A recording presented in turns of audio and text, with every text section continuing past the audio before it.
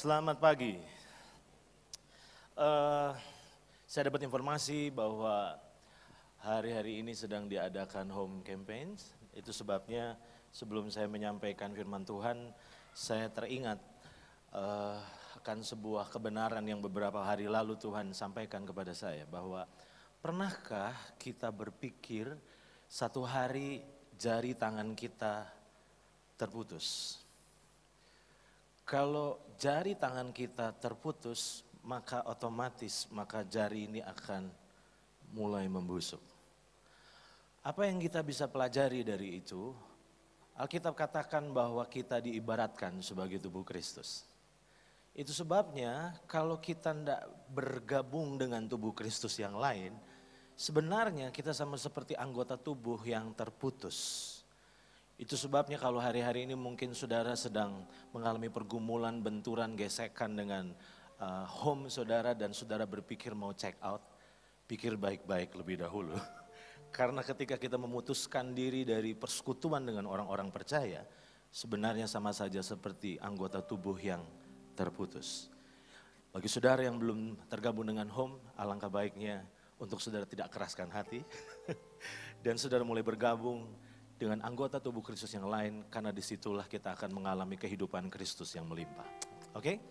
Pagi ini saya akan mengajar sebuah pelajaran yang saya tidak bisa selesaikan dalam satu kali kebaktian. Itu sebabnya saya bagi menjadi 3 bagian, kebaktian 1, 2, dan 3. Tapi percayalah, ini akan bisa dibagikan dan di-sharekan di home, karena temanya sebenarnya sama, tema besarnya, tetapi gambaran urayanya akan sangat berbeda dan melengkapi. Nah, dalam kebaktian pertama ini saya ingin membagikan sebuah pelajaran yang saya beri judul rencana dan pilihan. Nah, mengapa saya memilih judul ini?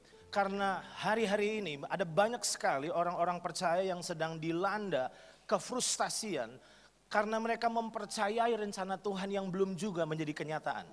Apakah saudara mengalaminya? Bahwa hari-hari ini saya banyak berjumpa dengan orang-orang percaya yang sedang mengalami pengalaman ini. Bahwa mereka berkata, Pak, saya mempercayai rencana Tuhan, saya mengimani rencana Tuhan, saya memperkatakan janji-janji Tuhan.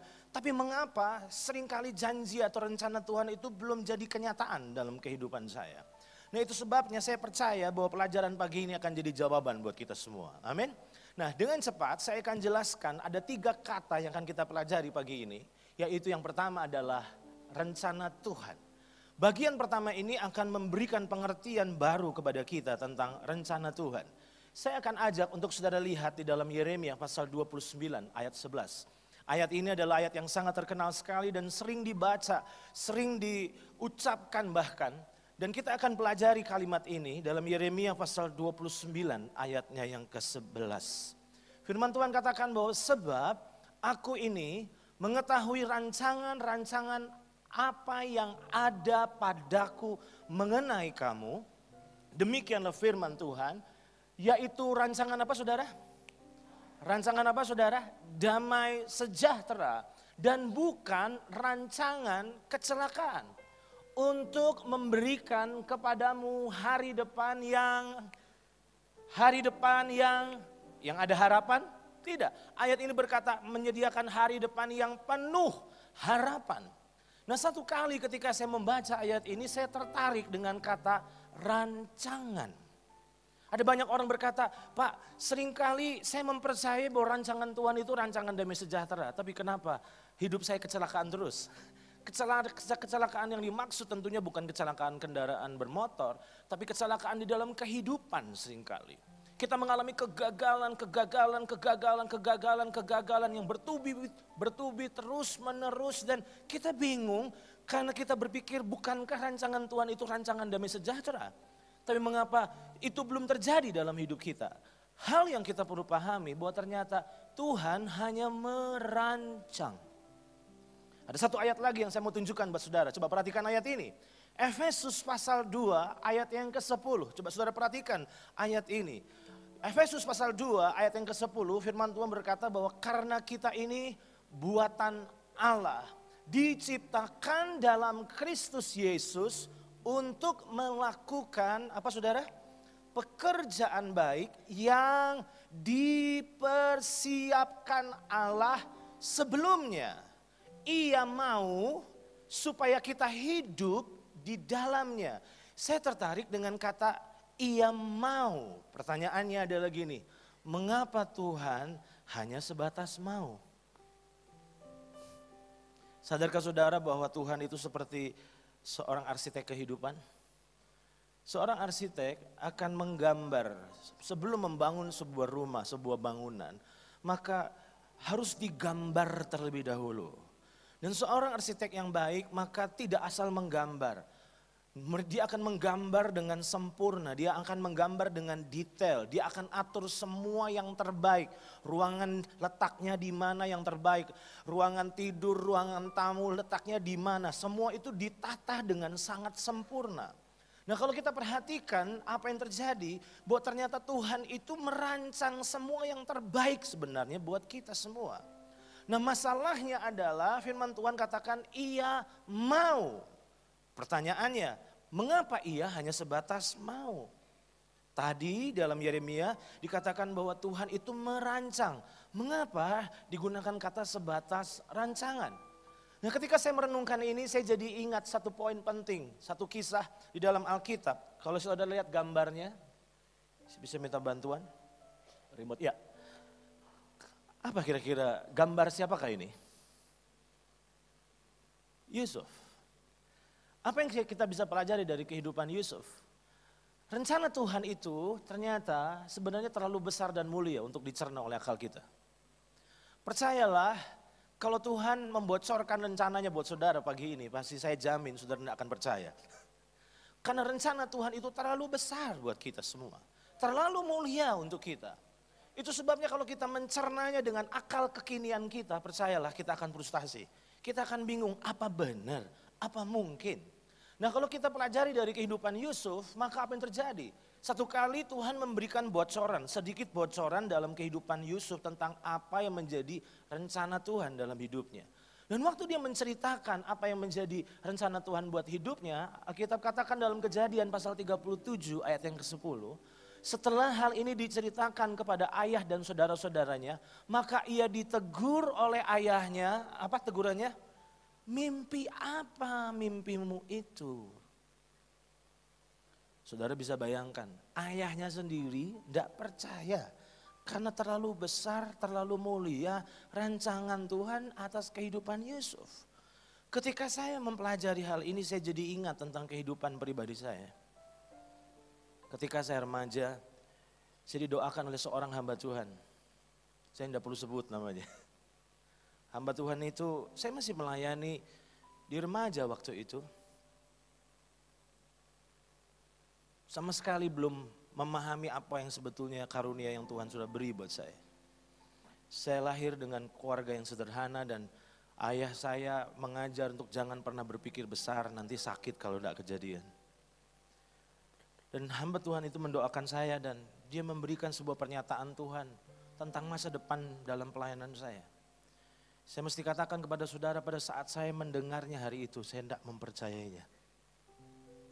Tuhan kirim lagi ada seorang hamba Tuhan memberikan nubuatan kepada saya. Dan waktu itu dinyatakan kepada saya mesti jujur sama saudara, saya tidak mempercayainya. Kenapa? Karena saya bandingkan betapa tingginya rencana Tuhan dan betapa rendahnya keadaan hidup saya saat itu. Tetapi ketika waktu berjalan, saya mesti akui bahwa semua pernyataan itu sedang terjadi hari-hari ini. Itu sebabnya saya mau katakan kepada saudara yang hadir dalam kebaktian pagi ini. Apapun keadaan saudara hari ini, jangan pernah mau terjebak dengan kekinianmu. Karena Tuhan sedang mempersiapkan sebuah rencana yang besar buat hidupmu. Amin. Nah masalahnya adalah Tuhan hanya sebatas merancang. Tuhan hanya sebatas mau. Oke, dia nggak cuma hanya merancang, kepuasannya itu, rancangannya itu bisa terjadi dalam kehidupan kita. Dia sedih kalau dia rancang dan dia enggak bisa mewujudkannya di dalam kehidupan kita. Kata yang pertama adalah rencana Tuhan. Kata yang kedua, apa yang kita bisa pelajari? Coba kembali ke PowerPoint. Kata kedua ternyata kita harus belajar tentang kata keputusan manusia. Saudara harus pahami kata ini selain kata rencana Tuhan. Nah kalau saudara perhatikan, coba saudara harus paham bahwa ternyata Tuhan menciptakan manusia itu dengan kehendak bebas. Setuju? Kita diciptakan dengan kehendak bebas dan manusia itu bukan robot. Apa artinya? Saudara harus pahami. Saya masih ingat ketika anak saya masih kecil, saya belikan dia mobil remote. Nah, apa yang terjadi biasanya anak yang masih kecil itu begitu dapat hadiah mobil remote senang sekali. Karena apa yang terjadi? Lewat remote maka anak itu akan bisa mengendalikan arah atau jalan dari mobil ini. Dan biasa sebagai seorang anak kecil maka apa yang terjadi? Tidak ngerti, nalarnya belum jalan. Seringkali mobil itu ditabrak-tabrakin ke tembok. Nah pertanyaannya, kalau saudara jadi mobil itu kira-kira saudara rela atau tidak? Enggak. Saudara mau atau tidak kalau dibenturkan ke tembok? Enggak. Tetapi saudara tidak punya daya apapun karena semua kendali ada di tangan yang pegang remote itu. Saudara harus paham bahwa Tuhan menciptakan kita dengan kehendak bebas. Artinya Tuhan tidak bisa mengatur, memaksakan kehendaknya dalam hidup saudara. Ada sebuah kehendak bebas yang Tuhan karuniakan dan itulah yang kita harus pahami. Saya tunjukkan satu ayat kepada saudara. Lihat ayat ini. Mazmur pasal 25 ayat 12. Coba saudara lihat ayat ini. Mazmur 25 ayat 12 firman Tuhan berkata, siapakah orang yang takut akan Tuhan? Kepadanya apa saudara? Kepadanya apa saudara? Tuhan menunjukkan, apa yang ditunjukkan? Jalan yang harus dipilihnya. Ingat baik-baik, Tuhan merancang, Tuhan bukan cuma sebatas merancang, tapi dia ingin juga menunjukkan, memberikan pertolongan, tuntunan kepada saudara untuk saudara tahu apa yang saudara harus pilih. Tetapi percayalah, saudara yang harus memilihnya. Oke, bagaimana dengan ayat ini? Ulangan pasal 30 ayat 19. Coba saudara lihat ayat ini lagi. Aku memanggil langit dan bumi menjadi saksi terhadap kamu pada hari ini. Kepadamu ku perhadapkan apa saudara? Kehidupan dan kematian. Berkat apa saudara? Dan kutuk. Pilihlah kehidupan supaya engkau hidup baik engkau maupun keturunanmu. Waktu saya membaca ayat ini saya menyimpulkan. Bagi orang percaya berkat atau kutuk itu bukan nasib tapi pilihan. Saya ulang. Bagi orang percaya berkat atau kutuk itu bukan nasib, tapi itu masalah pilihan. Banyak orang bilang gini, Pak, kok kayaknya hidup saya di bawah kutuk ya Pak. Aduh ini kayaknya kutuk keturunan, nenek moyang. Dan saya mau katakan kepada saudara, kita selalu menyalahkan orang lain. Kita selalu menyalahkan bahkan Tuhan, kita menyalahkan setan. Nanti di kebaktian kedua saya akan jelaskan apa konsekuensinya kalau kita mengambil keputusan itu. Tetapi kalau kita perhatikan bahwa ternyata Tuhan itu memberikan pilihan kepada kita. Dan yang mengerikan kalau saudara perhatikan ayat ini, perhatikan baik-baik. Pilihlah kehidupan. Tuhan itu memberikan bantuan untuk saudara tahu apa yang seharusnya saudara pilih. Dan Alkitab katakan pilihlah kehidupan supaya apa saudara? Engkau hidup baik engkau maupun keturunanmu. Dengar baik-baik, keputusan yang kita ambil itu bukan cuma kita nikmati tapi juga anak cucu kita nikmati. Hati-hati dalam saudara ngambil keputusan. Karena keputusan yang kita ambil itu dampaknya seringkali panjang sekali. Masih ingat Lot? Satu kali dia diperhadapkan pada pilihan, Abraham memberikan dia pilihan untuk memilih. Lalu Alkitab katakan lalu Lot melayangkan pandangnya lalu dipilihnya lembah Yordan. Dia tidak sadar pilihan yang diambil hari itu akan menghancurkan anak istrinya. Suami-suami yang ada di ruangan ini, jangan sembrono dalam mengambil keputusan. Karena keputusan, pemimpin-pemimpin yang ada di ruangan ini, jangan sembrono dalam mengambil keputusan. Karena keputusan yang kita ambil, itu dampaknya seringkali bukan cuma kita yang ngerasain. Kalau putusannya tepat, maka yang nerimanya juga banyak dan sukacita. Tapi kalau putusan pilihan kita salah, maka yang menerimanya dan mengalami dan dampaknya itu bukan hanya kita. Yang pertama tadi kata rencana Tuhan. Tuhan sebatas merancang. Dia mau. Tetapi keputusan saudara yang harus memilih. Coba saudara lihat gambar ini. Kalau saudara memahami ini, bagaimana mungkin kita kecewa, marah dan menyalahkan Tuhan akibat keputusan kita? Karena hari-hari ini ada banyak sekali orang yang kepahitan dengan Tuhan. Kecewa dengan Tuhan, mereka menyalahkan Tuhan dan mereka bilang gini, katanya Tuhan itu baik. Mana baiknya? Katanya Tuhan itu setia, mana setianya? Kenapa? Di mana dia? Nah, masalahnya saudara harus paham tentang apa yang dimaksud dengan rencana Tuhan dan apa yang dimaksud dengan keputusan manusia. Nah, sebabnya karena bagaimana mungkin kita akan kecewa dan marah dan menyalahkan Tuhan akibat dari keputusan kita. Rut pasal 1 ayat 20 adalah gambaran curhat seorang yang bernama Naomi. Saudara masih ingat peristiwa itu? Naomi adalah mertua daripada Rut. Saudara bisa temukan itu dalam kitab Rut. Kalau saudara pelajari kisahnya, maka ketika Bethlehem mengalami kelaparan, akhirnya Naomi bersama dengan suami dan kedua anaknya mengambil keputusan untuk hijrah ke Moab. Waktu mereka pindah ke Moab, mereka tinggal di sana. Dan ketika mereka tinggal di sana, akhirnya apa yang terjadi? Suaminya mati, kedua anak laki-lakinya mati, yang tertinggal hanya 3 janda dalam satu rumah. Di titik itu Naomi mendengar bahwa ternyata Bethlehem dipulihkan. Itu sebabnya dia ambil keputusan untuk kembali ke Bethlehem. Dan ketika dia tiba di Bethlehem bersama dengan Rut. Dan orang mulai memanggil namanya. Coba saudara kembali ke ayatnya. Tetapi ia berkata kepada mereka, janganlah sebutkan aku Naomi, sebutkanlah aku Mara. Sebab yang maha apa saudara? Yang maha kuasa telah melakukan banyak yang pahit kepadaku. Saya mau tanya sama saudara, omongannya kira-kira benar atau salah? Kalau saudara telusuri Rut pasal 1, apakah dia meminta persetujuan Tuhan waktu dia ngambil keputusan untuk pindah ke Moab? Berapa banyak hari-hari ini saya jumpa di konseling-konseling, orang-orang percaya yang kecewa sama Tuhan karena mereka sedang mengalami kehancuran. Padahal ternyata itu adalah pilihannya sendiri. Kata ketiga, yang pertama tadi rencana Tuhan. Yang kedua adalah pilihan manusia, yang ketiga adalah rahasia membuat pilihan yang tepat. Kalau memang keputusan yang kita ambil itu akan menentukan rencana Tuhan itu jadi atau tidak dalam hidup kita, maka betapa pentingnya kita mengambil keputusan. Itu sebabnya saya akan mengajar apa rahasia membuat pilihan yang tepat. Coba saudara lihat gambar ini. Sadarkah saudara bahwa hidup ini adalah rangkaian keputusan? Mulai dari bangun tidur. Saudara diperhadapkan pada pilihan. Mau berdoa dulu atau langsung mau ke kamar mandi dulu. Saudara ngambil keputusan untuk kamar mandi dulu. Begitu saudara masuk kamar mandi, saudara diperhadapkan pada pilihan. Mau gosok gigi dulu atau langsung mandi. Begitu selesai mandi, saudara keringkan badan, saudara keluar. Saudara diperhadapkan pada pilihan. Baju apa yang saudara pakai? Mau pakai kaos home atau tidak? Waktu saudara selesai, saudara mau ambil keputusan, mau makan pagi di mana? Artinya bahwa hidup ini adalah rangkaian dari keputusan. Dan ingat baik-baik, keputusan yang kita ambil adalah keputusan yang harusnya tepat. Karena keputusan yang tepat akan menentukan rencana Tuhan itu jadi atau tidak. Saudara bisa paham sampai di sini.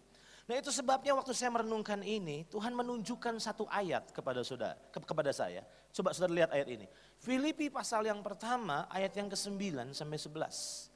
Sepanjang hari ini di 3 kebaktian saya akan membahas ayat ini dari berbagai perspektif. Filipi pasal 1 ayat 9 sampai 11. Saya bacakan bagi saudara. Dan inilah doaku, semoga kasihmu makin melimpah dalam apa saudara? Pengetahuan yang benar dan dalam segala macam pengertian sehingga, saya tertarik dengan kata sehingga. Berarti akibat pengetahuan dan pengertian akan berdampak sehingga kamu dapat apa saudara? Dapat apa saudara? Memilih, katakan memilih. Katakan memilih. Memilih itu ditentukan oleh pengetahuan dan pengertian ternyata. Coba saudara perhatikan baik-baik. Sehingga kamu dapat memilih apa yang baik supaya akibat dari pilihan kita. Supaya kamu suci dan tak bercacat menjelang hari Kristus. Penuh dengan buah kebenaran yang dikerjakan oleh Yesus Kristus untuk memuliakan dan memuji Allah. Kesimpulan saya di poin ini. Lihat PowerPoint ini. Pengetahuan dan pengertian kita akan menentukan pilihan-pilihan kita. Kekudusan, kesempurnaan dan hidup yang berbuah ternyata hasil dari pilihan yang tepat. Saya ambil contoh. Bertahun-tahun yang lalu, kurang lebih sudah sampai saya lupa. Mungkin sekitar 5 tahun yang lalu. Saya adalah seorang korban iklan. Iklannya saya nggak perlu sebutin karena direkam, tapi titik-titik pasti saudara bisa tebak. Apapun makanannya, titik-titik itu minumannya. Bukan berarti sedang mendiskreditkan produk itu ya, bukan. Tetapi saya kecanduan. Apapun makanannya, itulah minumannya. Kecanduan, terikat butuh dilepaskan. Sampai satu hari, ada satu anak rohani saya yang bilang gini sama saya. Kok tahu enggak? Waktu kok minum satu botol itu, sama saja kok makan satu piring nasi putih. Katanya mau kurus. Kata itu menampar saya, sekaligus memprovokasi saya. Akhirnya saya cari tahu, memang benar. Gulanya yang jahat. Sejak saya tahu dan ngerti itu berdampak pada pilihan. Sudah bisa paham maksud saya? Setiap kali sekarang saya diperhadapkan air mineral atau itu, saya pilih air mineral. Enggak juga. Tetapi lewat kisah ini saya ingin cerita bahwa pengetahuan dan pengertian saudara itu akan berdampak pada pilihan-pilihan saudara. Orang yang selalu pilihannya salah itu pasti tekor di pikiran, di pengetahuan dan pengertian. Kita selalu blunder dalam pengambilan keputusan karena masalahnya kita minus pengetahuan dan pengertian. Itu sebabnya tidak heran iblis membuat saudara malas belajar kebenaran. Karena semakin engkau mengenal kebenaran, itu akan berdampak pada pengetahuan dan pengertian saudara. Nah akibatnya apa yang terjadi? Itu akan membuat kita memilih dengan lebih bijak.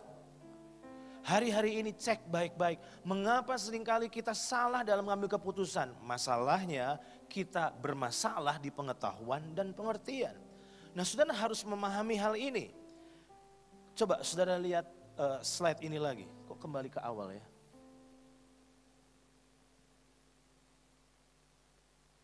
Ya, dilihat dari slide per slide.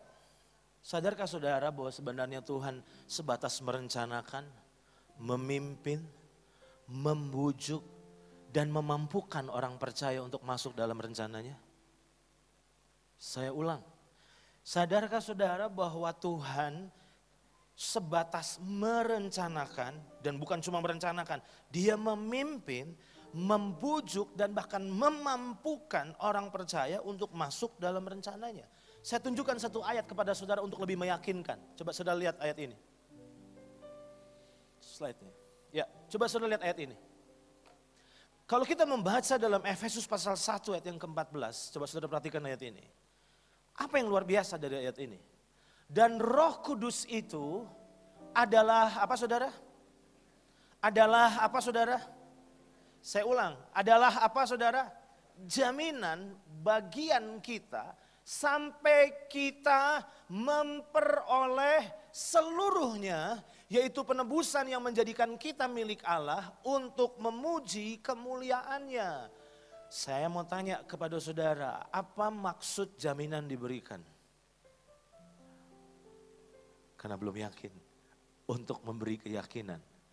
Sadarkah saudara bahwa Roh Kudus diutus Bapa dalam hidup kita itu untuk menjadi jaminan buat kita? Supaya apa? Tuhan mau pastikan supaya kita tidak nyasar. Kita selalu bilang, oh terima kasih untuk Roh Kudus karena Roh Kudus akan menghibur pas saya susah. Oke, saya setuju. Terima kasih juga untuk Roh Kudus karena Dia akan urapi saya kalau saya pelayanan. Oke, saya setuju. Tapi sadarkah saudara bahwa ternyata Roh Kudus diberi Bapa kepada kita juga untuk sebagai jaminan? Artinya dengan kata lain bahwa kalau Roh Kudus itu diberikan sebagai jaminan, Dia ingin meyakinkan kita supaya tidak ada keraguan sedikit pun di dalam hati kita akan rencananya. Nah masalahnya adalah ketika saya merenungkan ini, masihkah kita meragukan keseriusan Tuhan untuk melaksanakan rencananya? Coba saudara lihat gambar berikut ini. Kalau saudara pahami bahwa Roh Kudus itu diutus untuk menuntun supaya kita tidak tersesat di perjalanan. Kita lihat di dalam Galatia 5 ayat yang ke-18. Ini menjadi masalahnya. Problemnya di sini justru. Akan tetapi, apa saudara? Jikalau kamu memberi, apa saudara? Dirimu dipimpin. Maka kamu tidak hidup di bawah hukum Taurat. Di dalam terjemahan The Message digunakan kata apa saudara? Why don't you choose? Di mimbar ini, saya ingin berpendapat. Kalau ada pengajaran-pengajaran yang bilang, Tuhan paksakan rencanamu jadi dalam hidupku. Maafkan saya kurang sependapat. Saya kurang sependapat karena sudah harus paham bahwa Tuhan itu sebetulnya tidak ingin maksa. Kalau dia maksa, masalah beres sebetulnya. Masalahnya dia nggak ingin maksa kita. Dia selalu beri pilihan-pilihan. Dia merencanakan dan bukan hanya itu, dia memberi modal. Setelah dia diberi modal, dia utus Roh Kudus kepada kita untuk memastikan, untuk terus memegang tangan kita setiap hari sehingga Roh Kudus akan menuntunmu sehingga engkau bisa sampai pada rencana Tuhan. Tapi saudara harus paham bahwa ternyata setiap kita diperhadapkan pada pilihan. Apakah kita memberi diri dipimpin Roh Kudus atau tidak? Kegagalan rencana Tuhan jadi dalam hidup kita bukan karena kegagalan Tuhan. Kegagalan rencana Tuhan jadi atau tidak dalam kehidupan kita karena kita salah memilih. Kita tidak pandai memilih. Kita selalu berkata ketika Roh Kudus menuntun keseharian kita selalu berontak. Kita menyepelekan tuntunannya. Sehingga apa yang terjadi? Akhirnya kita tidak sampai pada rencana Tuhan. Saya ambil contoh. Kalau saudara belajar dari perjalanan bangsa Israel keluar dari Mesir ke tanah Kanaan. Saya mau tanya sama saudara. Hanya 2 orang yang sampai. Sisanya mati di padang gurun. Artinya rencana Tuhan yang indah membawa mereka ke tanah perjanjian.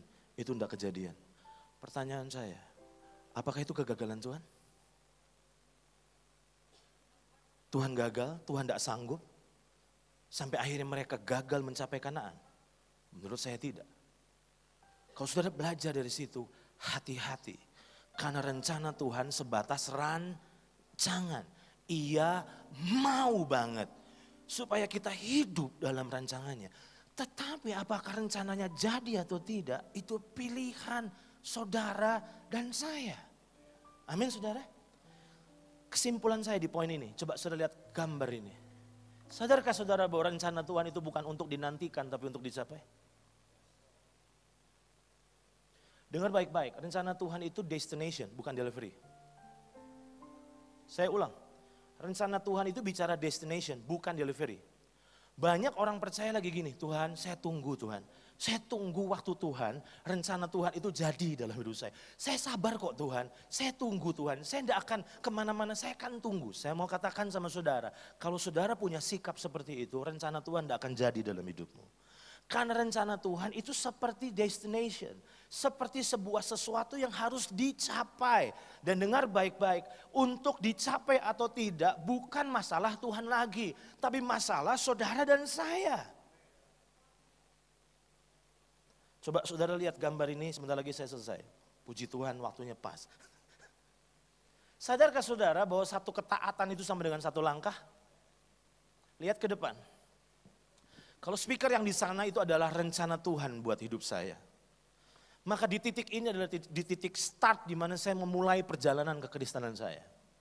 Waktu saya terima Yesus secara lahir, saya lahir baru dan Roh Kudus diutus Tuhan ada dalam hidup saya. Menyertai saya. Dan apa yang terjadi? Ingat baik-baik, Roh Kudus diberi sebagai jaminan. Jaminan supaya kita tidak nyasar. Memastikan supaya kita sampai ke rencana Tuhan. Amin. Itu sebabnya setiap hari Roh Kudus tuntun kita. Nah masalahnya Roh Kudus menuntun tapi dia tidak bisa maksa saudara dan saya. Itu sebabnya setiap hari sebetulnya dia tuntun kita loh saudara. Cuma masalahnya ketika kita dituntun oleh Tuhan kita punya pilihan. Kita mau ikuti atau tidak. Begitu tuntunan Tuhan itu terjadi dalam hidupmu dan kau responi dengan ketaatan. Lihat posisi tubuh saya. Satu ketaatan sama dengan satu langkah. Semakin kau taat, engkau lebih dekat terhadap penggenapan rencana Tuhan. Artinya begitu engkau bermasalah dengan tuntunan Roh Kudus dalam keseharianmu, engkau akan bermasalah mencapai rencana Tuhan buat hidupmu.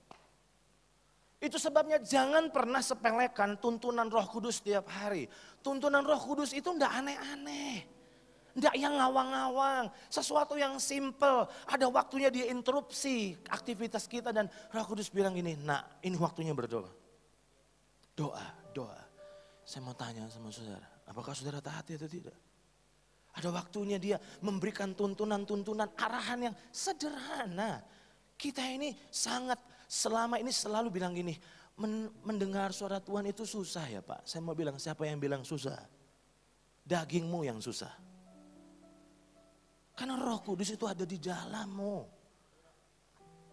Artinya bahwa sangat mudah mengenali suaranya sebetulnya. Nah itu sebabnya saya mau bilang gini, banyak kali kita menyalahkan keadaan dan kita bilang gini, saya pingin taat tapi kan saya susah mengenali suara Roh Kudus. Saya mau bilang begini sama saudara, itu excuse.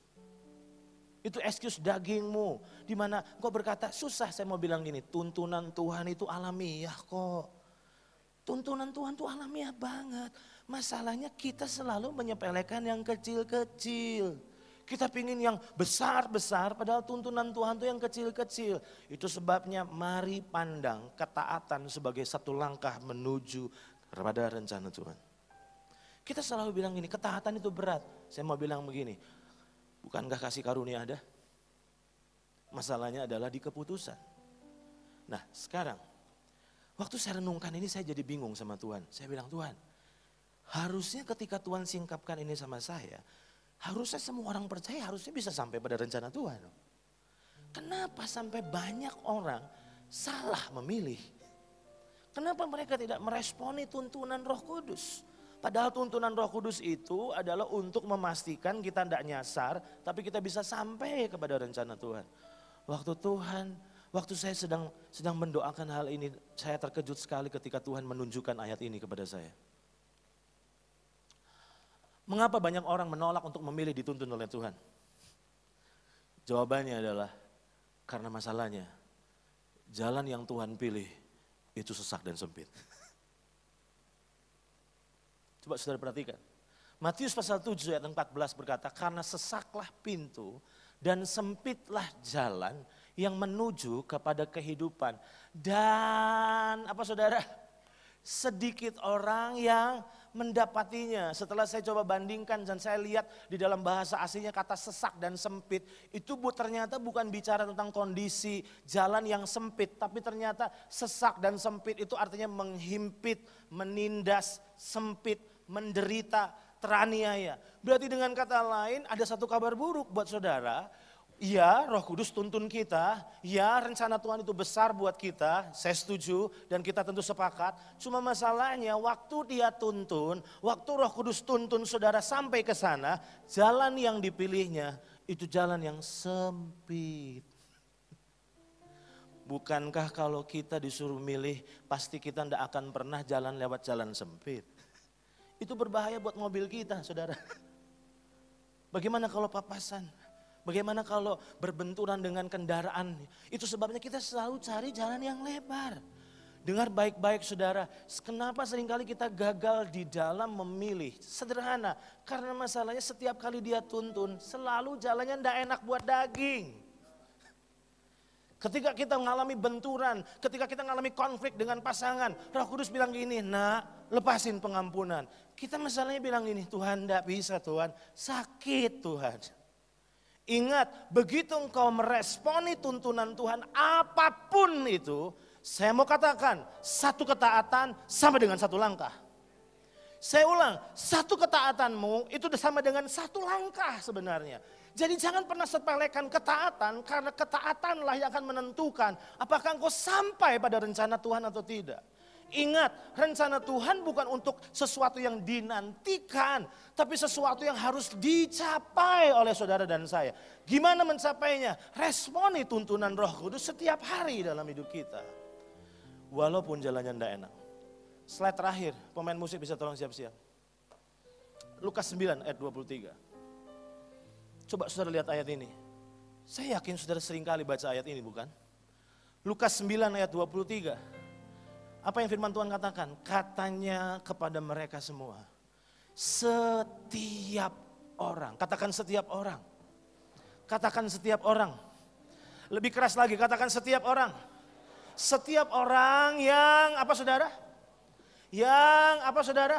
Mau mengikut aku, ia harus menyangkal dirinya, memikul salibnya setiap hari, baru bisa ikut aku, kata Tuhan.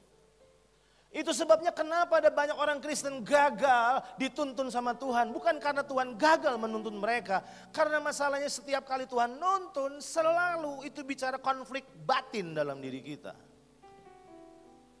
Karena jiwa kita akan selalu memilih jalan yang mudah. Masih ingat pengalaman dari bangsa Israel ketika dikeluarkan Tuhan dari Mesir? Ada dua jalan loh saudara. Jalan lebar sama jalan padang gurun. Jalan yang biasa, jalan orang-orang Filistin itu kurang lebih 2 minggu 1 bulan aja sampai ke Kanaan. Tapi Tuhan tidak pilih jalan itu. Tuhan pilih padang gurun. Bukankah padang gurun itu jalan sempit dan sesak? Teriak, mereka berontak. Waktu Tuhan tuntun mereka ke situ, berontak, bersungut-sungut. Mereka cari kenyamanan. Saya mau bilang sama saudara, pepatah bilang, berakit-rakit ke hulu, berenang-renang ke tepian, bersakit-sakit dahulu, bersenang-senang kemudian. Itu jalan Tuhan buat kita. Jalan Tuhan memang pertamanya tidak enak, tapi ujungnya adalah kemuliaan dan sukacita. Tetapi dosa dunia selalu menawarkan kenikmatan hari ini dan penyesalan dalam kekekalan. Itu sebabnya jemaat CLCC yang saya kasihi di dalam Tuhan.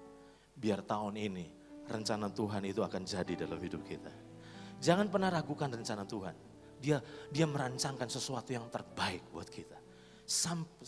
Terlalu luar biasa sampai kalau saudara tahu, saudara tidak akan bisa mempercayainya. Dia sangat ingin saudara sampai ke apa yang menjadi rencananya.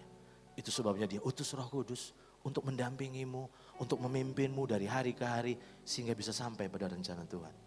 Cuma masalahnya, pilihan ada pada saudara dan saya. Bagaimana untuk kita bisa memilih? Miliki pengetahuan dan pengertian. Nanti di kebaktian ketiga saya akan mengajar tentang bagaimana kita bisa bertumbuh dalam pengetahuan dan pengertian. Tapi di kebaktian ini saya ingin mau pastikan saudara gini. Pilihanmu ditentukan oleh pengetahuan dan pengertianmu. Pilihlah ketika engkau memilih rencana Tuhan. Berkata ya pada Tuhan. Engkau satu langkah lebih dekat dengan rencana Tuhan. Selamat mengambil keputusan.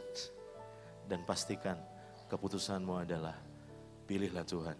Katakan iya setiap kali Roh Kudus menuntunmu. Tuhan Yesus memberkati kita semua. Mari kita berdiri. Tentu saudara sepakat dengan saya bahwa setiap kali Roh Kudus menuntun selalu berujung pada kematian daging kita. Tuhan ingin kita memberi, padahal daging kita selalu berkata, tahan. Tuhan ingin bilang, lepasin pengampunan nak. Sesakit apapun, lepasin itu. Selalu yang dia pilih jalan buat kita, selalu sempit masalahnya. Tapi saya mau katakan sama saudara, karena hanya orang yang mati daging yang bisa masuk Kanaan.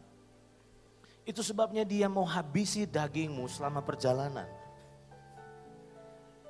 Dia kikis, dia hancurkan kedagingan kita, keakuan kita selama perjalanan itu. Itu sebabnya mulai hari ini miliki perspektif yang benar tentang ketaatan. Ketaatan bukan beban, ketaatan bukan beban. Ketaatan itu satu langkah lebih dekat pada rencana Tuhan. Hari ini kalau saudara sedang bergumul untuk taat, saya mau bilang ini, pastikan putuskan untuk taat.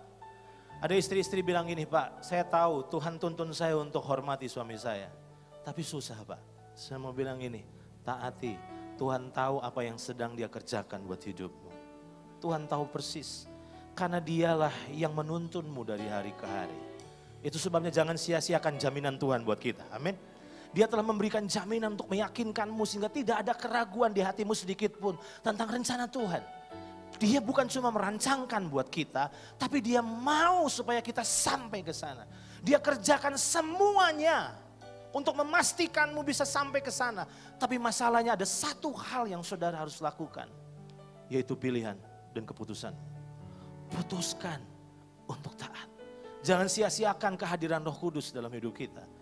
Karena dia ingin menuntun dari hari-hari kehidupan kita. Berapa banyak di antara saudara yang mau berkata, Tuhan aku mau dituntun. Mari angkat tanganmu.